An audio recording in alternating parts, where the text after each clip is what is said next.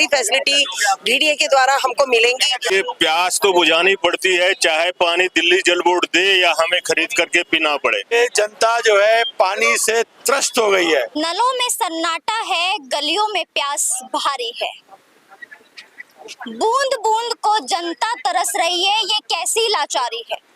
नमस्कार, आप देख रहे हैं रिपोर्टर भारत और मैं हूं आपके साथ नैना। अभी मेरी मौजूदगी है दिल्ली के बिंदापुर थाने के साथ। एक तरफ भीषण गर्मी, दूसरी तरफ पानी की समस्या से जूझ रही जनता। इतनी भीषण गर्मी में ये जनता खड़ी है क्योंकि यहाँ पर पानी की समस्या है, पानी के लिए तरस रही है, पानी नहीं आ रहा। देखिए, डीडीए फ्लैट की जनता है और इनके यहाँ पर कई सालों से पानी नहीं आ रहा, जिसकी वजह से काफी ज्यादा परेशान है। इन्होंने कई बार कंप्लेंट भी करवाई डीजीपी को, दिल्ली जल बोर्ड को इन्होंने कंप्लेंट करवाई, उसके बावजूद भी समाधान नहीं निकला। और इसके लिए डिपार्टमेंट को, इवन सीएम को, पीडब्ल्यूडी मिनिस्टर को बहुत टाइम उनको मेल भी किया गया है। हम लोगों ने एक प्लेटफॉर्म पे लगभग 300 - 350 कंप्लेन रेज किए हैं, लेकिन अभी मालूम चला कि उनको पता ही नहीं है कि यहाँ पे इतनी समस्या है और ये पानी सप्लाई हो रही है। ये मैक्सिमम घरों में ऐसी पानी की सप्लाई हो रही है। यही दिल्ली जल बोर्ड का पानी है जो आ रहा है। और सर, ये नलके में पानी आ रहा है या फिर शो पीस आपने लगा रखा है? शो पीस, ये लाइव है, आज का वीडियो है, ये आज का वीडियो है। देखिए, आज आप डेट देखना चाहेंगे तो डेट भी देख सकते हैं। ये देखिए, आज का वीडियो है, कल का भी मेरे पास है, कल का भी मैं दिखा सकता हूँ। रेखा गुप्ता को भी मैंने 10 बार मेल लिखा है, अभी आपको रिकॉर्ड पे ऑन रिकॉर्ड दिखा सकता हूँ। रेखा गुप्ता ने कंसर्न डिपार्टमेंट को फॉरवर्ड किया है, लेकिन कंसर्न डिपार्टमेंट ने एक कॉल भी नहीं किया है। मैंने खुद अपने 50 कंप्लेन कर चुका हूँ, लेकिन कोई भी जो चीफ इंजीनियर है, जूनियर इंजीनियर है, एग्जीक्यूटिव इंजीनियर है, किसी का फोन नहीं आया, किसी ने विजिट नहीं किया, किसी ने इस समस्या का समाधान नहीं लिया। डीडीए के फ्लैट अगर ले तो सोच समझ कर, क्योंकि आप फ्लैट तो ले लेंगे, उसके बाद आपको परेशानी होगी। ना पीने के लिए पानी, ना खाना बनाने के लिए पानी, ना नहाने के लिए पानी, यानी कि पानी ही नहीं। ये राजधानी दिल्ली के हालात हैं। व्यक्ति दिल्ली में जब अपना घर बनाने का सपना देखता है और वही सपना पूरा हो जाए, और जब फ्लैट का लकी ड्रॉ निकलते ही लोगों की खुशी 7वें आसमान पर पहुंच जाए, लेकिन जब लोग नए घर में शिफ्ट होते हैं, लेकिन व्यक्ति का स्वागत पानी की भारी किल्लत से होता है, उसके बाद ये परेशानी आज इतनी बढ़ गई कि परेशान जनता सड़कों पर उतर आई और डीडीए व दिल्ली जल बोर्ड के खिलाफ मोर्चा खोल दिया। सर, 2 घंटे से आपने जनता को इकट्ठा कर रखा है, गर्मी में क्या समस्या है? समस्या यहाँ पर 2 घंटे की बात नहीं, यहाँ पे 20 साल से पानी की समस्या है और ये जनता जो है पानी से त्रस्त हो गई है। हम लोगों को गंदा पानी आता है, टाइम से नहीं आता है, तो 1 बाल्टी 2 बाल्टी पानी आता है और दिल्ली जल बोर्ड के सभी अधिकारियों को ये बात मालूम है, फिर भी हमारी समस्याओं का समाधान नहीं हुआ, जिससे लोग परेशान होकर यहाँ पर इकट्ठा हुए। हमने बहुत बार आवाज उठाई है और मैंने लिखित कंप्लेन किया है दिल्ली जल बोर्ड को, बट उसमें सीधा आपका सॉल्यूशन होगा, बट कोई सॉल्यूशन में कोई सुधार नहीं हुआ, कोई इम्प्रूवमेंट नहीं हुआ।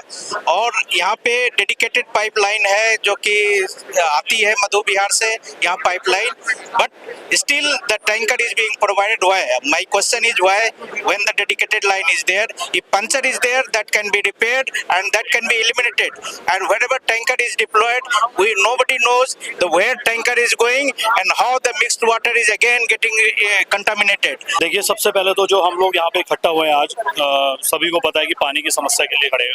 लेकिन जो मेन इसका एक्चुअली मैं आपको बताऊं, इसके पीछे जो प्रॉब्लम्स आ रही हैं, सिर्फ एक पानी प्रॉब्लम नहीं है, पानी की वजह से जो प्रॉब्लम्स होती है वो मैं आपको उन पर थोड़ा एक लाइट्स डालना चाहता हूँ उसके ऊपर कि क्या वो इशू आते हैं। देखिए, सबसे पहले पानी जो गंदा आता है, ठीक है, साफ पानी पीने के लिए या तो आदमी ने आरओ लगा रखा, आरओ तो काम नहीं आएगा क्योंकि पानी ही गंदा आ रहा है इतना, तो आरओ भी नहीं उसको साफ कर पाता। तो हम क्या करते हैं, अलग से परचेज करते हैं पानी पीने के लिए, ठीक है। एक वो एक्स्ट्रा बर्डन है हमारी, ठीक है, एक मिडिल क्लास होते हुए एक मिडिल क्लास के ऊपर आप समझ सकते हैं कि एक्स्ट्रा बर्डन है वो हमारा। दूसरा, जो हमारा पानी आता ही नहीं है उसका बिल दिया जाता है, ठीक है। कहते हैं 20,000 लीटर महीने का फ्री है, लेकिन 20,000 लीटर तो मिलता ही नहीं है। एक दिन में आपको अगर 20,000 लीटर का मतलब है कि एक दिन में आपको कम से कम नहीं भी तो 500 लीटर तो मिलना चाहिए। 500 लीटर 15,000 लीटर होता है, अगर 500 लीटर बोले हैं तो 15,000 लीटर होता है। जब पानी लेते हैं टैंकर से, तो टैंकर से हमें नीचे भरना पड़ता है, नीचे हमें टंकियां रखी हुई हैं उनमें भरना पड़ता है, फिर हमें मोटर से ऊपर चलाना पड़ता है, तो वो भी हमारा इलेक्ट्रिसिटी का बिल अलग से आता है। तो अभी मेरा जो बिल आया है एक महीने का, मैं आपको बताऊं, मैं आपको दिखा भी सकता हूं, 8,000 रुपए बिल आया है सिर्फ एक फ्लोर का। आप सोचिए 8,000 रुपए मेरे लिए कितनी बड़ी बात है वो मुझे पता है। उसके अलावा मैं पानी पी के ले रहा हूँ, ठीक है, अलग से जो परचेज करके ले रहा हूँ। तो ये मेरी समस्या नहीं है, ये हम सब की समस्या है। पानी का सोच के लिया था, ये सोच के लिया था कि सारी फैसिलिटी डीडीए के द्वारा हमको मिलेंगी, लेकिन कोई फैसिलिटी यहाँ पर हमें मिल नहीं रही है। हमारी सारी फैसिलिटी जो है हनन हो चुका है। शुरू में यहाँ पर थोड़ा बहुत साफ पानी आया करता था, जो कि मैं मधु विहार कॉलोनी से आई थी कि मुझे कोई अच्छा पानी यहाँ पे मिलेगा, वहाँ टैंकर के मुझे चक्कर काटने नहीं पड़ेंगे। आज मुझे इतना दुख होता है कि मैं यहाँ क्यों आई। इससे अच्छा तो मैं वहीं पर ठीक थी, वहाँ तो 4-4 घंटे पानी आ रहा है और बिल्कुल साफ पानी आ रहा है। यहाँ पर इतना गंदा पानी आता है सर, सुबह आप उठिए और मुंह पे पानी डालिए, इतनी स्मेल आती है कि उल्टी आ जाती है। यही खर्चा करना था, क्या भरते हैं बिजली का, वो पानी का बिल क्यों भरते हैं? 20-20 हजार का बिल हमने भरा है अभी। पानी साफ नहीं आता पर लेकिन बिल भर रहे हैं, क्या करें, दूसरा कोई ऑप्शन नहीं है ना हमारे पास। 1984-83 का बना हुआ है और उसके लेआउट के अकॉर्डिंग यहाँ पे सारी सर्विसेज होनी चाहिए, बट आज की डेट में पानी का जो इशू है बहुत ज़्यादा रह गया है। पहले यहाँ पे 100-150 लोग थे, लेकिन यहाँ पे जो गैदरिंग है अभी 10,000 से ज़्यादा की गैदरिंग हो चुकी है। कोर्ट में भी केस है, लेकिन दिल्ली जल बोर्ड ये कहता है कि यहाँ पे कोई इशू है नहीं क्योंकि यहाँ के लोग कंप्लेंट करते नहीं है। उसका सबमिशन भी फाइल किया है। मैं ऑलरेडी इसको विजिलेंस मैटर इशू कर चुकी हूँ, सीबीसी में ऑलरेडी ये मैटर जा चुका है। इवन दो हाई कोर्ट में भी इशू चल रहा है, बट स्टिल उसके बावजूद भी मैंने अपना फॉलो अप करके डीडी रेजिडेंट की जितनी भी प्रॉब्लम थी सेंट्रल विजिलेंस कमीशन को ऑलरेडी रेज कर चुकी हूँ। ऑलरेडी इंस्पेक्शन भी हो चुका है, प्लस विजिलेंस डिपार्टमेंट जो दिल्ली जल बोर्ड का है उसको भी कर दिया है, एसटीएफ डिपार्टमेंट को भी रेज कर दिया है इसके इशूज को। मैडम देखिए, प्यास तो बुझानी पड़ती है, चाहे पानी दिल्ली जल बोर्ड दे या हमें खरीद करके पीना पड़े। ये लोगों के पॉकेट के ऊपर एक्स्ट्रा बर्डन है कि पानी खरीद करके पी रहा है, पानी खरीद करके खाना बना रहा है, पानी खरीद करके पी करके नहा रहा है, कपड़े धो रहे हैं। बड़ी समस्या है, पिछले 10 सालों से पानी की समस्या बनी हुई है। सीवर युक्त पानी हमें मिलता है घर में, जिसको ना हम यूज कर सकते हैं, ना नहा सकते हैं, न भगवान को अर्पण कर सकते हैं। ये कठिनाई एक दिन की नहीं है, ये कठिनाई सालों साल बढ़ती जा रही है। आबादी यहाँ की बढ़ गई है और पानी की समस्या वहीं की वहीं खड़ी है। पानी देते नहीं दिल्ली जल बोर्ड, और दिल्ली जल बोर्ड के जितने भी अधिकारी हैं सुन ले, आज हम यहाँ पे धरना दे रहे हैं, कल उनके ऑफिस में भी धरना देंगे। जो भी करना पड़ेगा पानी के लिए हम करेंगे, लड़ेंगे, मरेंगे, जो भी करना है। अपने बच्चों को स्वच्छ पानी, पर्याप्त पानी दिलाना हमारा मकसद है। मेरा नाम राजकुमार भदूला है, मैं डीडीए फ्लैट में ही यहाँ का निवासी हूँ। मैं सन 2000 से डीडीए फ्लैट में रह रहा हूँ। यहाँ पर डीडीए में सन 2000 में 2 अक्टूबर को साफ पानी आया। पहले क्या खारा पानी आता था। यहाँ पर 2 बार पानी की पाइपलाइन डल चुकी है, लेकिन क्योंकि ये पाइपलाइन जो है ये कॉलोनी के बीच से होते हुए और रोडों के बीच से होते हुए आती है, तो कई जगह से पंक्चर भी हो रखी है। लेकिन हमारे लिए समस्या ये है कि यहाँ पर करीब 3200 फ्लैट है। 3200 फ्लैट में से करीब आप लगा लो कि आबादी जो अब यहाँ की है वो 18 से 20 हज़ार रुपये की है। जैसे 3000 से ऊपर जो है अब ये ऑक्यूपाई हो गए हैं और करीब 200-250 ही मकान करीब खाली है। तो मुख्य सब ये है समस्या कि यहाँ पर जो है सीवर पानी आता है, नंबर 1।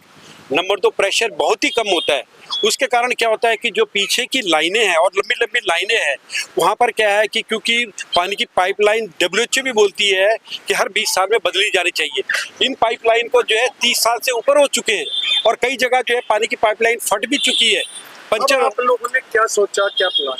हमारा ये है कि अब दिल्ली जल बोर्ड की, देखिए ये तो उनकी समस्या है कि वो कैसे हमें स्वच्छ पानी दे, हमारी और कोई समस्या कोई बहुत बड़ी नहीं है, लेकिन उन्होंने बड़ी बना दी है। यदि दिल्ली जल बोर्ड जो है एक्शन लेगा, पानी की पाइपलाइन कहीं पर भी ये डैमेज हो तो वहाँ डाल दे, कहीं पर यदि कोई JCB चली सीवर के लिए वो खोद दिया तो उनकी समस्या है। तो क्या है कि हमें दिल्ली जल बोर्ड से हमारी बस एक ही गुजारिश है कि हमें साफ और स्वच्छ पानी दें।